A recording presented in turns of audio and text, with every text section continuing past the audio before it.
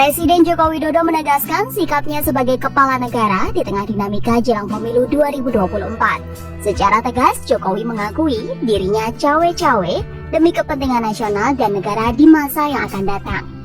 Saya nggak akan netral, untuk negara ini saya perlu cawe-cawe. Merespon pemberitaan yang mengungkapkan bahwa Presiden mengambil sikap untuk tidak akan bersikap tidak netral dan akan cawe-cawe. Semenjak malam sampai dengan tadi siang, kami banyak sekali menerima ungkapan aspirasi dan kekhawatiran. Ada yang mengungkapkan kekhawatiran penjegalan, ada yang mengungkapkan kekhawatiran kriminalisasi, ada yang mengungkapkan kekhawatiran tentang tidak netralnya penyelenggaraan pemilu, ada kekhawatiran tentang caleg-caleg yang mungkin dapat perlakuan tidak fair, partai-partai yang dapat perlakuan tidak fair, calon-calon presiden yang dapat perlakuan tidak fair, kemudian juga potensi terjadinya kecurangan.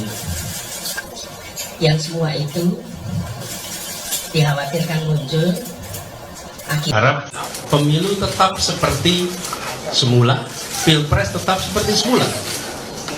Setiap partai punya hak yang sama untuk mencalonkan. Setiap caleg punya hak yang sama untuk berkampanye dan mendapatkan perlakuan yang sama. Begitu juga dengan setiap capres memiliki hak yang sama.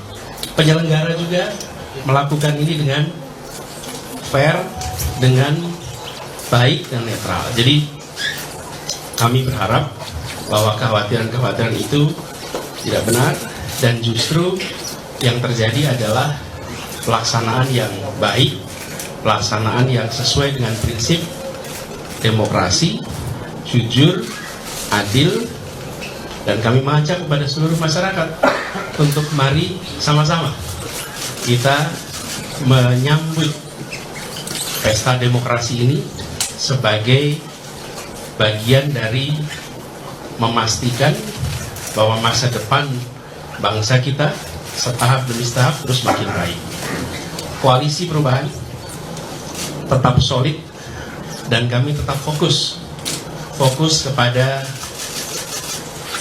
agenda-agenda dasar, membereskan soal kemiskinan, membereskan soal ketimpangan, menghadirkan keadilan, memastikan bahwa ada kesetaraan kesempatan, menyiapkan lapangan kerja yang lebih luas di semua tempat. Kami terus fokus di tema-tema ini dan kami yakin pemilu besok, pilpres besok menjadi tempat untuk kontestasi gagasan, kontestasi rekam jejak, dan kontestasi program.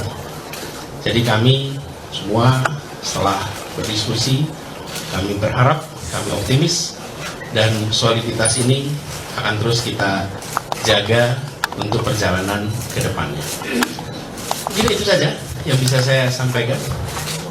Oh iya, saya barangkali mengajak kepada seluruh kader partai, kader para relawan untuk mari kita kerja terus, mari kita tingkatkan semangat, yakin bahwa ikhtiar kita untuk kebaikan masyarakat, untuk Indonesia lebih baik ini akan dibukakan jalan-jalan menuju keberhasilan. Optimisme dijaga, semangat dijaga, soliditas dijaga. Itu barangkali ya. Terima kasih teman-teman. Saya akhiri. Assalamualaikum warahmatullahi wabarakatuh. Kali ini gue akan membeberkan fakta bahwa sesungguhnya semua relawan dan pendukung Anies Baswedan adalah orang-orang bayaran. Coba sekarang kalian gunakan pikiran dan hati yang terbuka. Apakah mungkin ada satu orang pun relawan Anies Baswedan yang rela mendukung dan memperjuangkan Anies Baswedan untuk menjadi Presiden Indonesia 2024 tanpa menerima bayaran apapun? Jelas tidak mungkin, jelas tidak ada. Gue berani mengatakan dengan gamblang dan lantang bahwa sebenarnya tidak ada satupun dari kami para pendukung dan relawan Anies Baswedan yang berjuang tanpa menerima bayaran. Kami semua, termasuk gue sebagai pendukung Anies Baswedan, adalah orang-orang bayaran Anies. Bahkan gue bisa memastikan bahwa kami semua sudah menerima DP atau uang mukanya.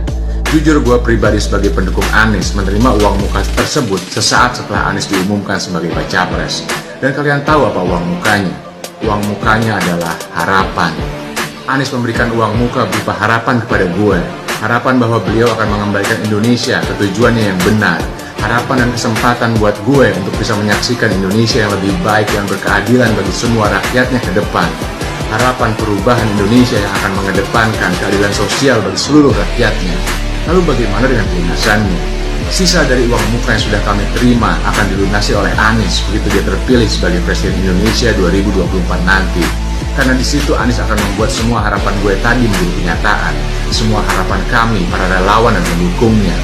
Jadi, merupakan kebodohan dan bohong besar jika ada relawan atau pendukung Anies yang berkata bahwa mereka tidak dibayar. Karena bagaimana mungkin kami mau mendukung Anies jika kami tidak tahu apa yang bisa beliau berikan kepada Indonesia dan rakyatnya setelah ia terpilih nanti.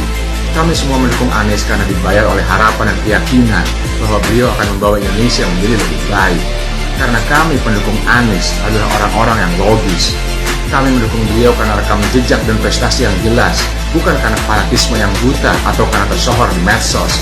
Jelas bukan karena alasan identitas atau kedaerahan, apalagi karena uang. Semangat perjuangan kami sama seperti semangat para pejuang kemerdekaan dulu saat melawan penjajahan. Sama sekali tidak ada motif uang atau harta. Perjuangan kami murni ingin bebas dari perasaan terjajah. Kami berjuang karena ingin diperlakukan adil di negeri sendiri. Kami ingin merasakan keadilan sosial bagi seluruh rakyat Indonesia. Kami ingin kehidupan yang lebih baik bagi anak cucu kami nanti. Tidak seperti orang tuanya sekarang yang terlilit hutang kepada asing. Itu adalah cita-cita yang sama dengan para pejuang kemerdekaan kita dulu. Para pejuang kemerdekaan dulu dan kami para pendukung Anies sekarang menginginkan hal yang sama, perubahan. Sebarkan fakta ini kepada semua orang agar mereka semua tahu, buat mereka paham apa itu perjuangan. Presiden antitesa